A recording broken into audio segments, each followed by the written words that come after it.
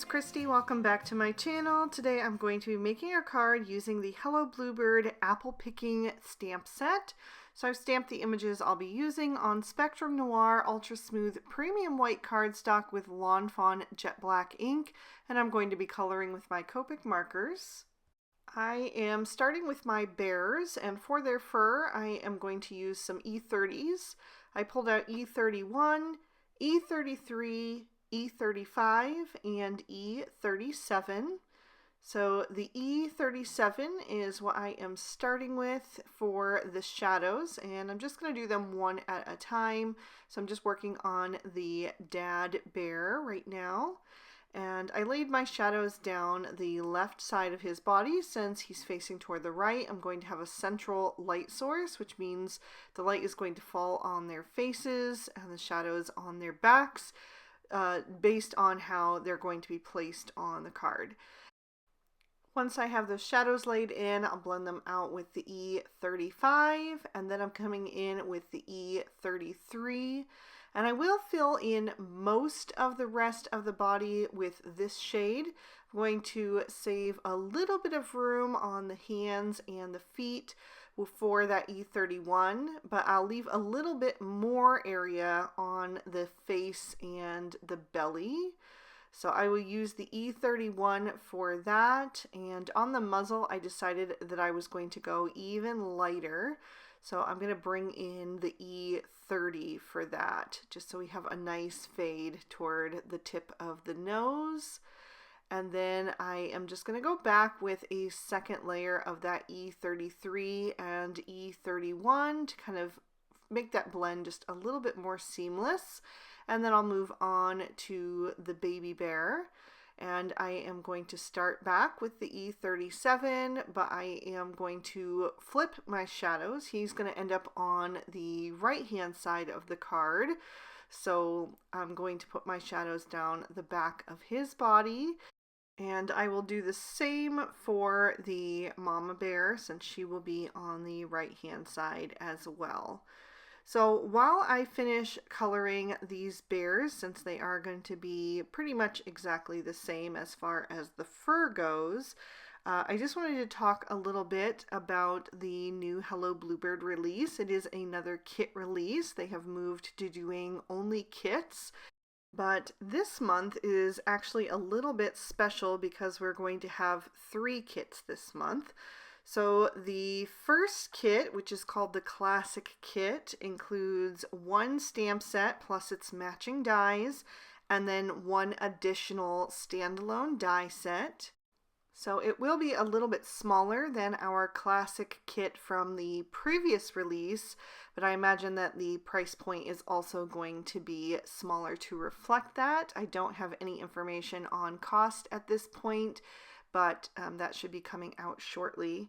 Then we have kit number 2, which is the expanded kit, which includes everything from kit number 1. So you'll get that first stamp and matching die set, plus the additional standalone die set, plus 3 more stamp sets and their coordinating dies, and 2 additional standalone dies. So altogether it's going to be 4 stamp sets plus their matching dies and 3 standalone dies. So you get quite a lot there, and it is all super adorable. I think you guys are going to absolutely love it.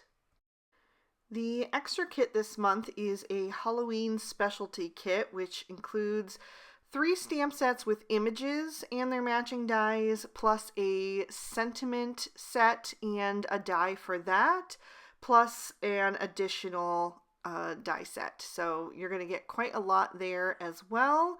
And then we also are going to have 4 different add-ons that are standalone dies that you can add to any of your orders if you choose. I added some rosy cheeks with R20 and R22, and now I'm going to move on to the jeans.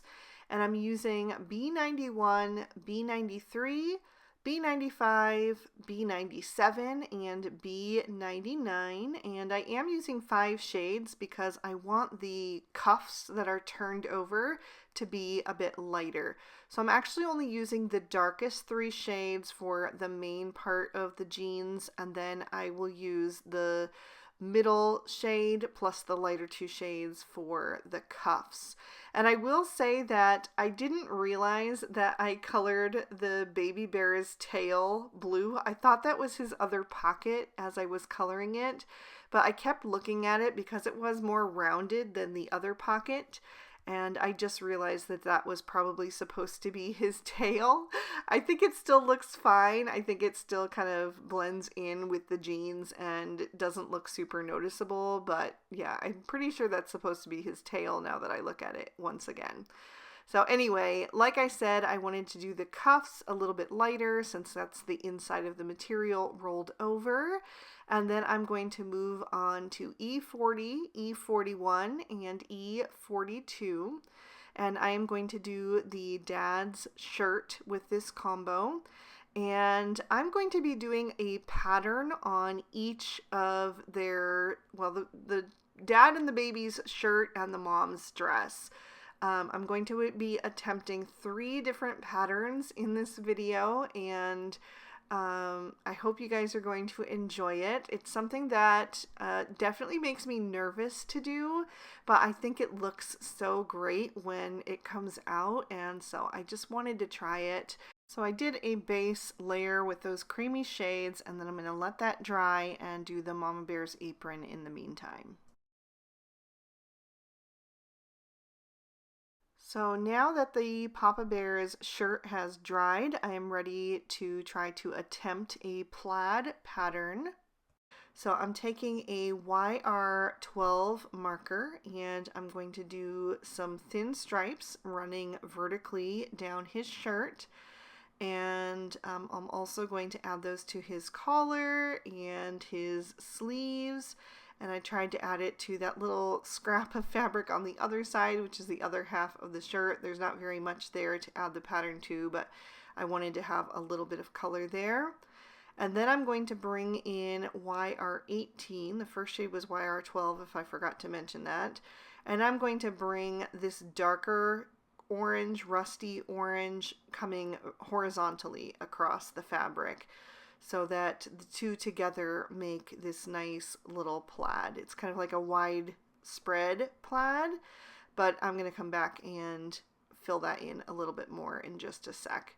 So once I have that YR18 laid in, I actually decided to go back to the YR12 and make those stripes wider to fill in a little bit more of the fabric. So I'm just doing a thicker line right on top of the line that I had already done with that shade, and I think that really brings it together a lot nicer and just really brings those fall tones into this card. So I'm going to fill those in, and I am going to come back and add another detail to that in a minute. But for now, I wanted to do the mom's dress in this same combo. So I am starting with the YR18 and laying in my shadows, adding a bit of shadow around that apron where that would be casting a shadow, and on the back of her body and the bottom of her sleeve, and then blending out with the YR14, and then I'll use that YR12 to fill that in. And I am going to let that dry for about 30 seconds to a minute, and then I will add the pattern to her.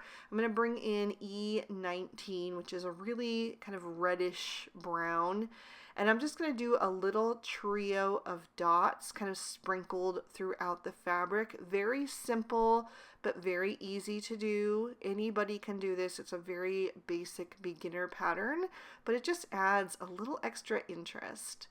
And I did take off the other cap because that marker looked like it was about to leak on me, and I didn't want to mess up my Papa Bear's plaid. But I am going to add this right to the center of the wider stripe of the YR12 that I added. And it's just going to take that plaid over the top by having that third shade in there. And I really think that helped it look a bit more complete. And first I wasn't sure if I was going to do the baby bear's shirt in a color, but I decided to do the same creamy base layer and then attempt a pattern for him as well, since everybody else had one, so why not? So I just went back to those same shades, and then I'm going to let that dry. And in the meantime, I'm going to darken up this combo by using E43, E44, and E47 for my apple barrel.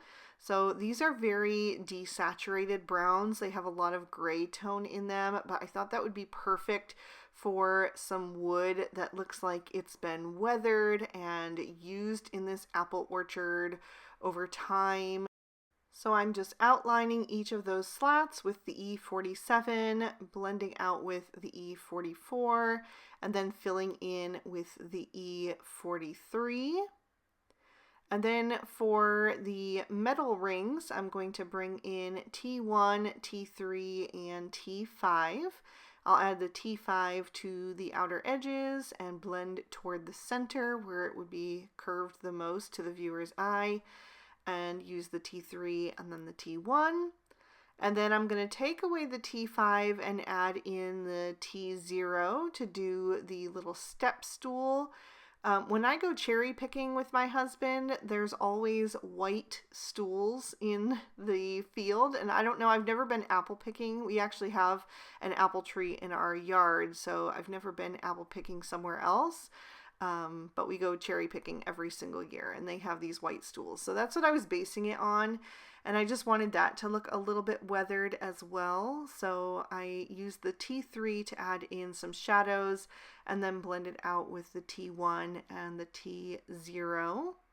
And then I'm going to move on to my apples. And the first thing I'm going to do is take a YG01 marker and just add a little bit of green to the top of each apple. Not always in the same exact place, but I want to make sure that I leave a little bit of green space on each apple so that it looks a bit more realistic. Well, depending on what kind of apple it is, but we have Macintosh, that's the kind of tree that we have, so that's kind of what I'm doing here. And then I'm going to bring in my red and pink tones. I'm using R20, R22, R24, and R29. So I'm going to use the R29 first and lay in a bit of shadow. And again, I don't want it to be exactly the same on each of the apples, just somewhere toward the bottom where it would probably be, you know, the darkest because of the light being coming from above. So once I have that, I will blend out with the R24, just working my way toward that green space. And sometimes I'll eat a little bit into that green. That's fine because I do want those colors to kind of blend a bit together. So once I have the R24 on each of those apples, I'll come in with the R22. And I am just softening that red a little bit more and working my way even more into that green, definitely overlapping a bit of it on some of the areas, but making sure to maintain a little bit of that green left over so that we don't lose it completely. And then I will come in with my final shade, which is the R20. And this time I definitely will overlap into the green because this is what's going to help it really blend and look more like a realistic apple. So I am just adding that to each of those quickly. And then my final step is to go back with that YG01 and just add a bit of that right over where I had it. And that's really going to help that green and pink kind of blend together. Just a little extra trick. You could also do them just red, but I think it's fun to do something a bit different. And then I am going to use YG01 and YG05 for the leaves on the apples that have them. And then for Baby Bear's shirt, I'm going to come in with BG11 first. I could have gone darker, but I wasn't super confident with especially the sleeve area, because you want to follow the fabric as it goes up the arm. So I did it with a really light shade first, and then once I was happy with it, I darkened it up a bit with BG13. And then I took a black Sakura Jelly Roll pen and got that going and went over my bear's eyes and trimmed all of these images out with their coordinating dies. The next thing I'm going to work on is my tree, and I have die cut the trunk from Lawn Fawn craft cardstock and the top from cilantro cardstock. And I am going to use my Copics to add a bit of definition to these as well, and I will pop the marker caps on screen so you can see which ones I'm using. First, I'm coming in with E43 and just adding a little bit of definition around the edges. This is going to dry back quite a bit on the craft, so I'm being a little bit messy with it. I don't mind, especially for the tree bark, because tree has so much texture to it in the bark anyway. So I think it just fits to have a little bit of imperfection. And then I came in with the E42 to blend that out, and now the E44 to darken up some of the edges and the branches especially. That will be up under the treetop and just around the edges. And then I want to add some wood grain texture, but I am going to start with the E43 first and kind of do a base layer of that. Just adding some little swirls and dash lines very quickly, super simple. And then I'll go over that with a darker marker, not exactly right over top where I did it before, because that's going to just add some nice additional grooves there, but in the general area. And then I'll set that aside for now and work on the tree top. And for this one, I'm first going to come in with YG17 and start adding a bit of definition to the edges and also the little cut lines that are spread throughout. And just like with the tree trunk, this is going to dry back quite a bit on the darker colored cardstock, so it stands out quite a bit now, but it won't be quite this vibrant once it's dry. So I added that definition, and now I'm going back in with some dot detail just here and there, wherever, to kind of add the indication of some separate leaves. And again, I will just pop up the markers that I'm using as I switch so you can see what shades I've used on this green cardstock. So I used YG11 next, and this is really going to dry back. It's going to be like barely there, but I wanted to have a little bit of a more subtle dot in the mix. And then I will also go with a darker shade. So this is the tree die, and I am not entirely sure that that is the actual name of it. That's just the name that I am calling it right now because I don't have all of the information just yet. But you are definitely going to want to go to the Hello Bluebird web shop on the day of the release, which is September 16th at 7 p.m. Mountain Standard Time, which is 9 p.m. Eastern Standard Time if you're in my time zone, and see what all there is. But this is definitely in kit number 2, which is the expanded kit. And this is a really versatile tree die because you can use it for so many different types of scenes. It's a really great size. It creates a nice presence on a card. And you can color it with Copics, you can ink blend, you can die cut it out of colored cardstock, you can do a mix like I've done. Lots of possibilities with this one. So I'm moving on to my background, and I'm taking a piece of Bristol smooth surface cardstock, and I am going to add a cloudy sky background using the cloudy stencil from Lawn Fawn and some Salvage Patina Distress Oxide ink. So I am just starting at the top of the cardstock. I picked one of the sides, and I am pressing firmly as I leave the stencil so that I get a nice silhouette right around that, and then lifting up on the pressure as I move up the panel so it gets a little bit more soft and hazy and dreamlike, which is the look that I really love. And then of course turn that stencil to get a new cloud formation and continue working my way down that panel. So I'm going to do about half of the panel to be the sky, so I'll do one more cloud formation. And then once I am done, I don't want to leave that bottom row so stark white, so I'll just add a little extra ink down there. And then I am going to switch to my grass, and for that I'm going to use the Lawn Fawn Slimline Grassy Stencil. So I'm just lining that up right where I want it and holding that into place. And I am going to bring in some Mowed Lawn Distress Oxide ink to start. And again, I'm pressing firmly as I start on that stencil so that my grass can be really clear and defined. And then I got a little bit off with my stencil, but it's very easy to just line right back up again. And honestly, the grass part was done at that point anyway, so it really didn't matter too much. But I am going to bring in Bundled Sage for the bottom. I was wanting something that was a little bit more desaturated for fall and something that would match well with the treetop that I just colored. So I added that, and there you can see how that's looking. But I'm going to replace that stencil, just shift it slightly down so I can do some splatter detail and protect the top part of my sky.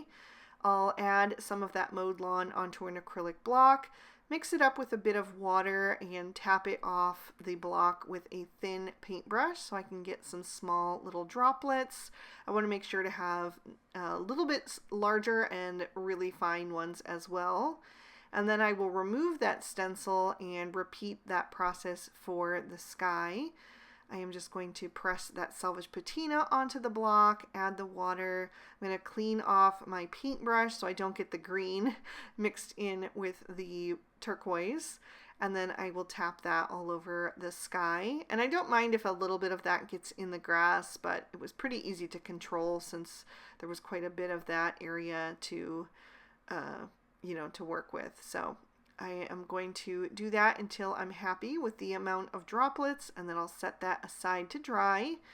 Once it has completely, I will pop it in my MISTI, and I'm going to stamp my sentiment. There's a couple to choose from this apple picking stamp set, but I chose the one that just says Happy Fall in a nice scripty font. I stamped that twice in VersaFine Onyx Black ink. And then I will pop my card base in my MISTI. I'm using Lawn Fawn Chocolate Bar cardstock, and I'm going to stamp in walnut ink, so it is a bit darker than that cardstock. And I chose the apple basket and the sentiment that says, "You're the apple of my eye." And I stamped that down 3 times to make sure that it would be nice and bold since that ink does dry back a bit. Now I'm ready to start assembling, so I am going to add that piece of Bristol to my card front, and I trimmed off about 1/4 of an inch from the top and side, so it gives a little bit of a border with that brown chocolate bar cardstock on the outside edges. And then I'm going to add my tree. I like to start with the largest object first, and the tree is definitely that. So I added the base, and then I am going to add the top. And I just set the base, the trunk down lightly at first to make sure I had it where I wanted it, and then I can kind of reposition as I add the top. Then I'll take the Papa Bear, because he's going to go on the left-hand side, and place him right where I want him. And then Baby Bear is going to be standing on top of this little step ladder. So I'm going to add the step ladder to the right-hand side of the tree, and then we'll get Baby Bear standing up on top of that. And I was just making sure that I had enough room for my apple basket before in case I needed to move that step ladder. But there was plenty of room there, so I just added the Baby Bear on top and then the basket beside. And then right behind, I'm going to add the mama bear, because that is how I always was with my little kids. When they had to get up high or do anything like that, I would always like be right behind them, you know, making sure that they don't fall. So that just seemed like the right place for her to be. I added the trio of apples right at the base of the basket. And then the rest of these apples I'm going to stick in the tree. That tree die does also include apples, pears, and leaves. So if you would rather not color the images of the apples and just die cut them out of colored cardstock, or you know, out of Bristol and color them with your distress oxides, or whatever you want to do, there is that option as well. So yeah, there's definitely more than just the tree in that die set. And then my last little apple, I decided to add on the ground next to the mama bear, because it just felt like it needed a little pop of that red down in that bottom corner. So all that's left is to add a little bit of glitter to this card, and so I'm taking some Stardust Stickles and just add a touch of that to each of the apples in the darkest red area. I really like how it shows up on that more vibrant color. So just adding a little bit of sparkle to each of those, and that is actually going to finish up this card. So I am going to lift that up to the camera so you can see it in a bit more detail and give you another peek at the inside. I really hope you guys enjoyed this one. If you want more sneak peeks for this release, check out the Hello Bluebird Instagram and also our Hello Bluebird Friends Facebook page. We update that quite regularly. If you did enjoy this video, please be sure to hit the like button and leave me a comment down below. I'd love to hear from you. Subscribe to my channel if you haven't already, and ring the notification bell if you want to be alerted when I post new videos. All the products I use will be listed and linked below the video in the description bar in case you'd like to pick up anything for yourself. And if you'd like to keep watching, here are 2 extra videos I thought you might also enjoy. Thank you so much for spending your time with me today. I hope you had a good one, and I will see you soon in another video. Bye-bye!